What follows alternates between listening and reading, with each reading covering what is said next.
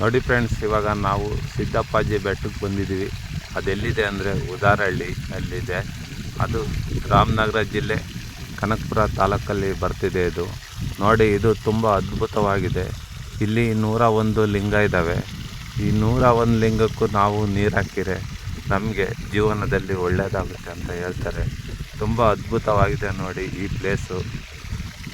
ನೋಡಿ, ಇದೇ ಸಿದ್ದಪ್ಪಾಜಿ ದೇವಸ್ಥಾನ. ಅಲ್ಲಿ ಕಾಣ್ತಾ ಇದೆ ನೋಡಿ, ತೋರಿಸ್ತೀನಿ. ಇದೇ ನೋಡಿ ಸಿದ್ದಪ್ಪಾಜಿ ದೇವಸ್ಥಾನ. ತುಂಬ ಅದ್ಭುತವಾಗಿದೆ. ನೀವು ಒಂದು ಸಾರಿ ಬಂದು ಇಲ್ಲಿಗೆ ಭೇಟಿ ಕೊಡಿ. ತುಂಬ ಚೆನ್ನಾಗಿದೆ. ತುಂಬ ಜನ ಇಲ್ಲಿ